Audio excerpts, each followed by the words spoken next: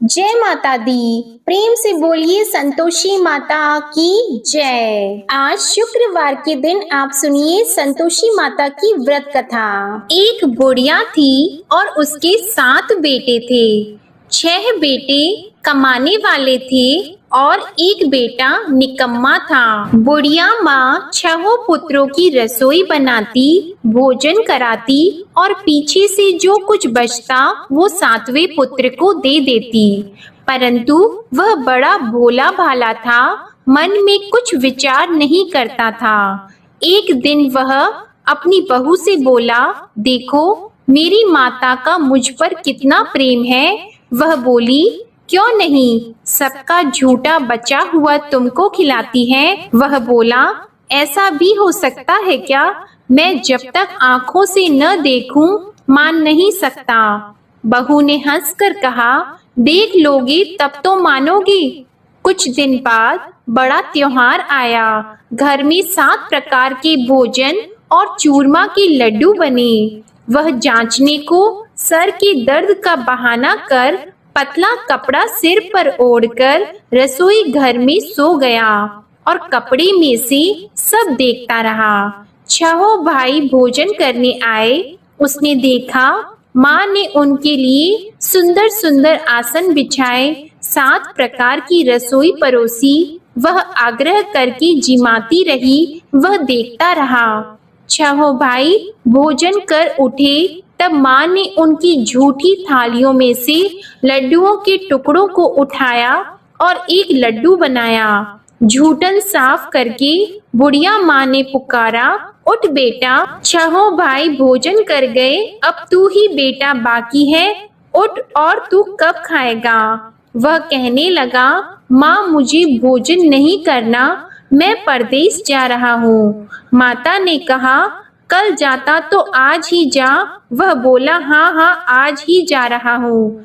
यह कहकर वह घर से निकल गया। चलते समय उसे बहू की याद आई। वह गौशाला में कंडे थाप रही थी। वह उसे जाकर बोला कि मेरे पास तो कुछ नहीं है, यह अंगूठी है सो ले लो और अपनी कुछ निशानी मुझे दे दो।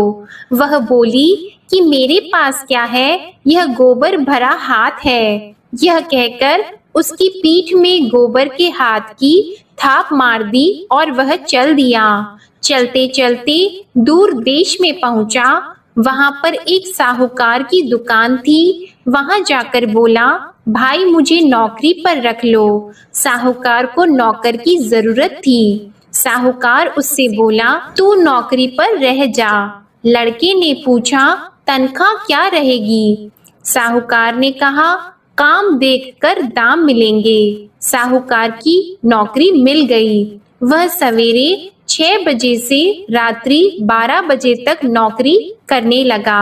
कुछ दिनों में दुकान का लेन देन, हिसाब किताब, ग्राहकों को माल बेचना, सारा काम करने लगा। साहूकार के 7-8 नौकर थे। वे सब चक्कर खाने लगे कि यह नया नौकर बहुत होशियार बन गया है। सेठ ने भी काम देखा और 3 महीने के अंदर ही उसे मुनाफे का साझीदार बना लिया। 12 वर्ष में वह नामी सेठ बन गया और मालिक सारा कारोबार उस पर छोड़कर बाहर चला गया। अब बहू पर क्या बीती वह सुनो। सास ससुर उसे दुख देने लगे। सारी गृहस्थी का काम करा के उसे लकड़ी लेने जंगल में भेजते। इस बीच घर की रोटियों के आटे से भी जो भूसी निकलती उसकी रोटी बनाकर रख दी जाती और फूटे नारियल की नरेली में पानी। इस तरह दिन बीतते रहे। एक दिन वह लकड़ी लेने जा रही थी कि रास्ते में बहुत सी स्त्रियां संतोषी माता का व्रत करती दिखाई दी। वहां यह खड़ी होकर कहने लगी, बहनों, यह तुम किस देवता का व्रत करती हो और इसके करने से क्या फल होता है? इस व्रत के करने की क्या विधि है? यदि तुम अपने इस व्रत का विधान मुझे समझाकर कहोगी तो मैं तुम्हारा बड़ा एहसान मानूंगी। तब उनमें से एक स्त्री बोली, सुनो, यह संतोषी माता का व्रत है। इसके करने से निर्धनता दरिद्रता का नाश होता है, लक्ष्मी आती है, मन की चिंताएं दूर होती हैं, घर में सुख होने से मन को प्रसन्नता और शांति मिलती है। निपुत्री को पुत्र मिलता है, प्रीतम बाहर गया हो तो शीघ्र आता है। कुंवारी कन्या को मनपसंद वर मिलता है। राजद्वार में बहुत दिनों से मुकदमा चलता हो तो वह भी खत्म होता है। कलह क्लेश की निवृत्ति हो, सुख शांति हो, घर में धन जमा हो, पैसा जायदाद का लाभ हो और भी मन में जो कुछ कामना हो वह सब इस संतोषी माता की कृपा से पूरी होती है। स्त्री कहने लगी, 1.25 आने का गुड़ चना लेना, इच्छा हो तो 5.25 आने का लेना या 1.25 रुपए का भी, सहूलियत के अनुसार ही लेना, बिना परेशानी श्रद्धा और प्रेम से जितना भी बन सके सवाया लेना। 5.25 पैसे से 5.25 आने तथा इससे भी ज्यादा शक्ति और भक्ति के अनुसार ले लेना। हर शुक्रवार को निराहार रहकर कथा कहना और सुनना। इसके बीच क्रम टूटे नहीं, लगातार नियम पालन करते रहना। सुनने वाला कोई न मिले तो घी का दीपक जलाकर उसके आगे जल के पात्र को रखकर कथा कहना, परंतु नियम न टूटे। जब तक कार्य सिद्ध न हो नियम पालन करना और कार्य सिद्ध हो जाने पर व्रत का उद्यापन करना। 3 मास में माता फल पूरा करती है। यदि किसी के खोटे ग्रह हो तो भी माता 1 वर्ष में अवश्य कार्य सिद्ध करती हैं। कार्य सिद्ध होने पर ही उद्यापन करना चाहिए, बीच में नहीं करना चाहिए। उद्यापन में 2.5 सेर आटे का खाजा तथा इसी अनुसार से खीर तथा चने का साग बनाना। 8 लड़कों को भोजन कराना। जहाँ तक मिले देवर जेठ भाई बंधु कुटुंब के लड़के लेना, न मिले तो रिश्तेदारों और पड़ोसियों के लड़के बुलाना। उन्हें भोजन कराकर यथाशक्ति दक्षिणा देना और माता का नियम पूरा करना। उस दिन घर में कोई खटाई नहीं बनाना। यह सब सुनकर बुढ़िया की बहू वहां से चल दी। रास्ते में लकड़ी के बोझ को बेच दिया और उन पैसों से गुड़ चना लेकर माता के व्रत की तैयारी करने लगी। आगे चली और सामने मंदिर है। यह सुनकर माता के मंदिर में जाकर माता के चरणों में लौटने लगी। इसके बाद वह माँ से विनती करने लगी कि हे माँ, मैं निपट मूर्ख हूँ, व्रत के नियम कुछ नहीं जानती हूँ, मैं बहुत दुखी हूँ। हे माता जग जननी, मेरा दुख दूर करो, मैं आपकी शरण में हूँ। माता को दया आई।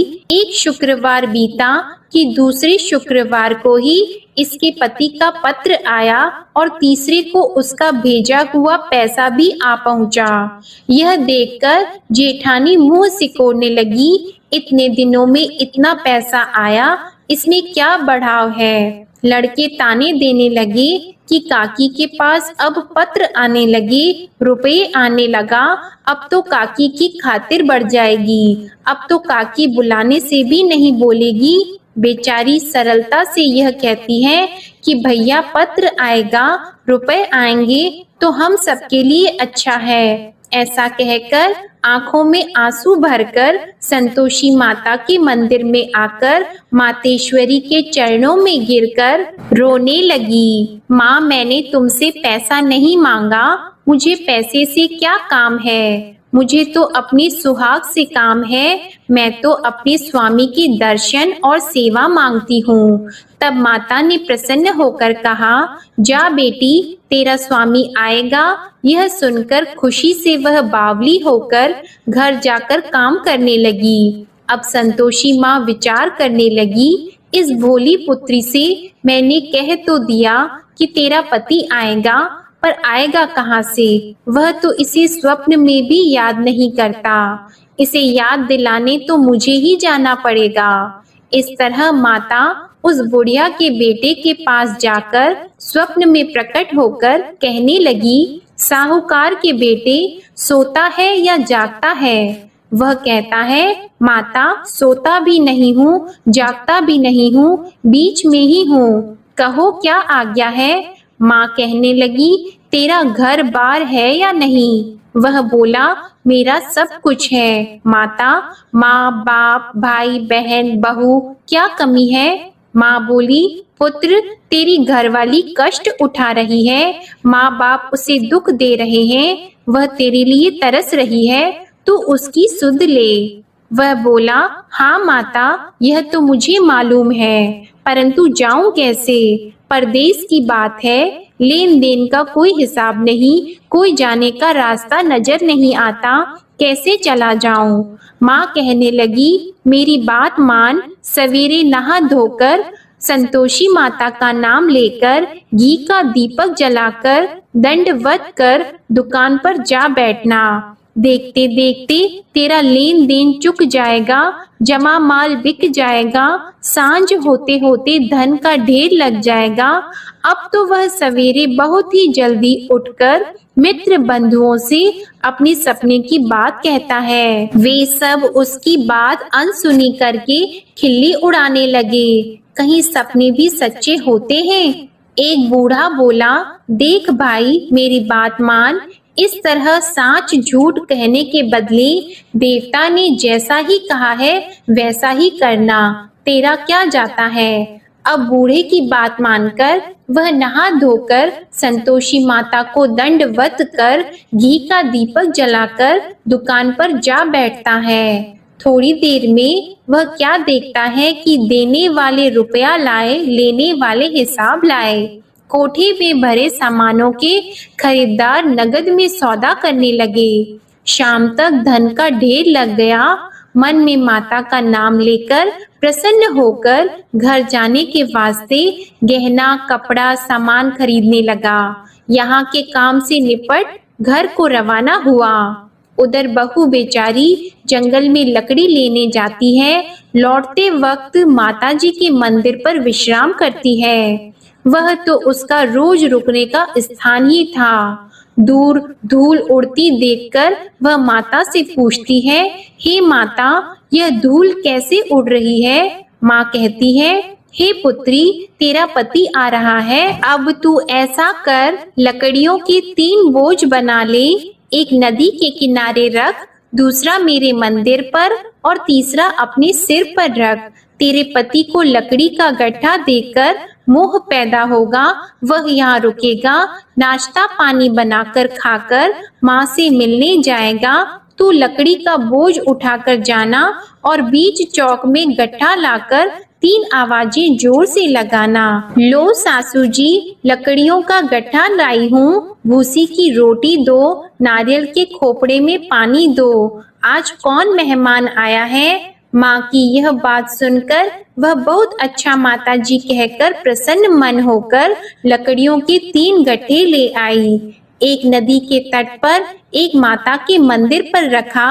इतने में ही वह मुसाफिर आ पहुंचा। सूखी लकड़ी देखकर उसकी इच्छा हुई कि अब यहीं निवास करें और भोजन बनाकर खा पीकर गांव जाएं। इस प्रकार भोजन बनाकर विश्राम लेकर गांव को गया। उसी समय बहू सिर पर लकड़ी का गट्ठा लिए आती है।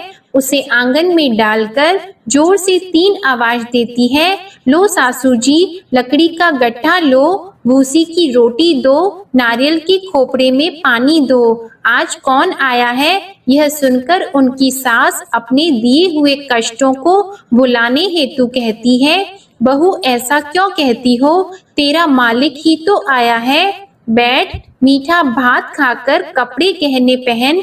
इतने में आवाज सुनकर उसका स्वामी बाहर आता है और अंगूठी देखकर व्याकुल हो जाता है। माँ से पूछता है, माँ यह कौन है। माँ कहती है, बेटा ये तेरी बहू है। आज 12 वर्ष हो गए जब से गया है, तब से सारे गांव में जानवर की तरह भटकती फिरती है।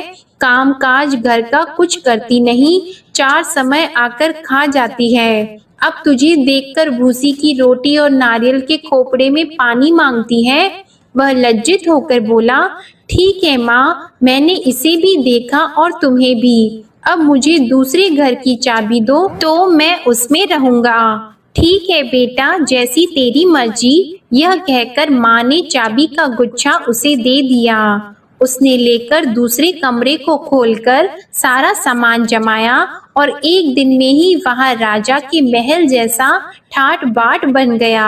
अब क्या था, वह सुख भोगने लगी। इतने में अगला शुक्रवार आया। उसने अपने पति से कहा, मुझे माता का उद्यापन करना है। उसका पति बोला, बहुत अच्छा, कर लो, अपनी खुशी से यह भी कर लो। तुरंत ही वह उद्यापन की तैयारी करने लगी। जेठ के लड़के को भोजन के लिए कहने लगी। उसने मंजूर किया, परंतु पीछे जेठानी अपने बच्चों को सिखाती है, देखो भोजन के समय सब लोग खटाई मांगना, जिससे इसका उद्यापन पूरा न हो। लड़के खाना खाने आए, खीर पेट भरकर खाई, परंतु बात याद आते ही कहने लगे, हमें कुछ खटाई खाने को दो, खीर खाना हमें भाता नहीं, यह देखकर अरुचि होती है। बहू कहने लगी, खटाई किसी को नहीं दी जाएगी, यह तो संतोषी माता का प्रसाद है। लड़के उठकर खड़े हुए और बोले, पैसे लाओ। बोली बहू कुछ जानती नहीं थी, सो उन्हें पैसे दे दिए। लड़के उसी समय उठकर इमली लेकर खाने लगे। यह देखकर बहू पर माता ने कोप किया।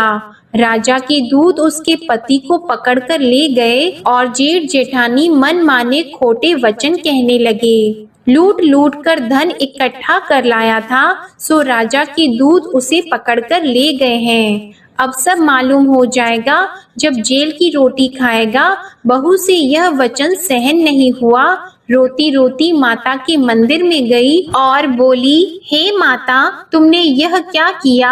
हंसाकर क्यों रुलाती हो? माता बोली, पुत्री, तूने उद्यापन करके मेरा व्रत भंग किया, इतनी जल्दी सब बातें भुला दी। वह कहने लगी, माता, भूली तो नहीं हूँ, न कुछ अपराध किया है, मुझे तो लड़कों ने भूल में डाल दिया, मैंने भूल से उन्हें पैसे दे दिए, मुझे क्षमा करो माँ। माँ बोली, ऐसी भी कहीं भूल होती है?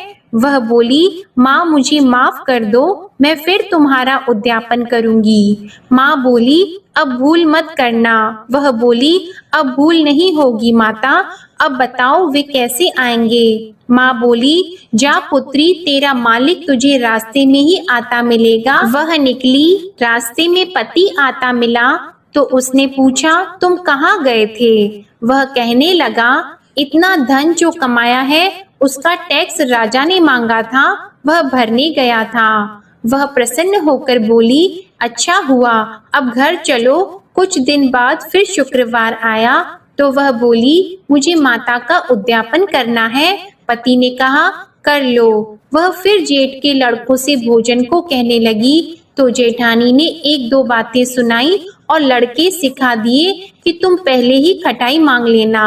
लड़के कहने लगे कि हमें खीर खाना नहीं भाता, कुछ खटाई खाने को दो। तो बहू बोली, खटाई खाने को नहीं मिलेगी, खाना हो तो खाओ। यह कहकर ब्राह्मणों के लड़के लाकर भोजन कराने लगी। यथाशक्ति दक्षिणा की जगह एक एक फल उन्हें दिया।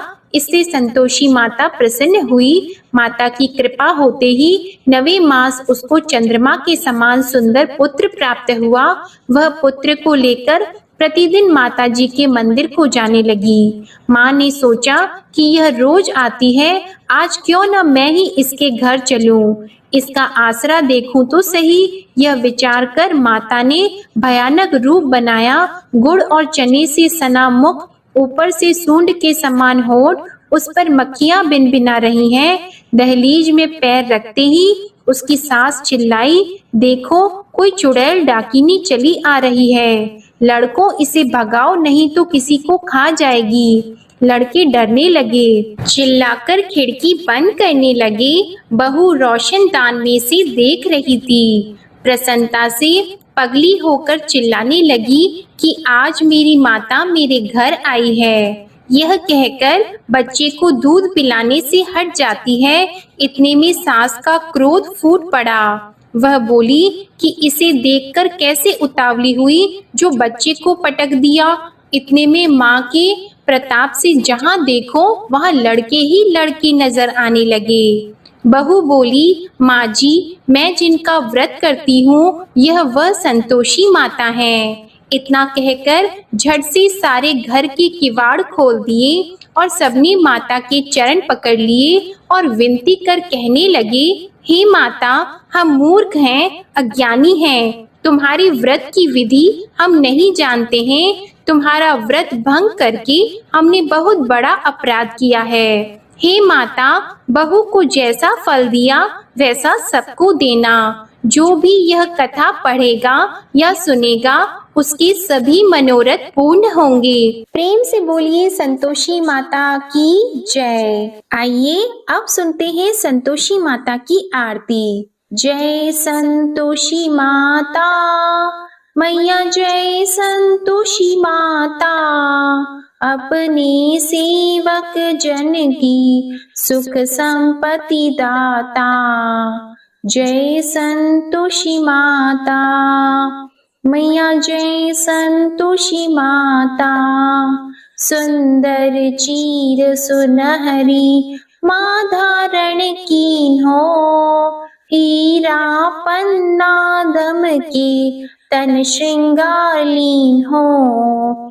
जय संतोषी माता मैया, जय संतोषी माता, गेरू लाल छटा छवि बदन कमल सोहे, मंद हंसत करुणामय, मंद हंसत करुणामय, त्रिभुवन जन मोहे। जय संतोषी माता मैया, जय संतोषी माता, स्वर्ण सिंहासन बैठी चवर ढुरे प्यारे, धूप दीप मधुमेवा भोग धरे न्यारे।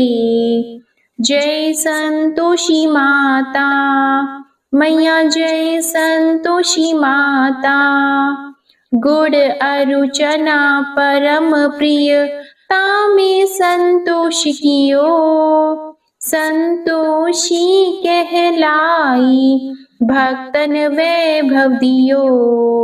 जय संतोषी माता मैया, जय संतोषी माता, शुक्रवार प्रिय मानत आज दिवस सोही, भक्त मंडली छाई कथा सुनत मोही। जय संतोषी माता मैया, जय संतोषी माता, मंदिर जगमग ज्योति मंगल ध्वनि छाई, विनय करे हम बालक चरणन सिर नाई। जय संतोषी माता मैया, जय संतोषी माता, भक्ति भावमय पूजा अंगीकृत कीजिए, जो मन बसे हमारी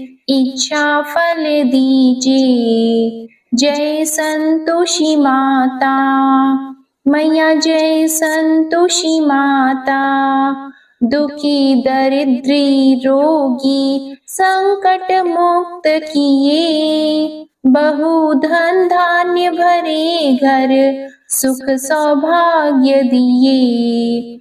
जय संतोषी माता मैया, जय संतोषी माता, ध्यान धरियो जिस जन ने मन वांछित फल पायो, पूजा कथा श्रवण कर घर आनंद आयो।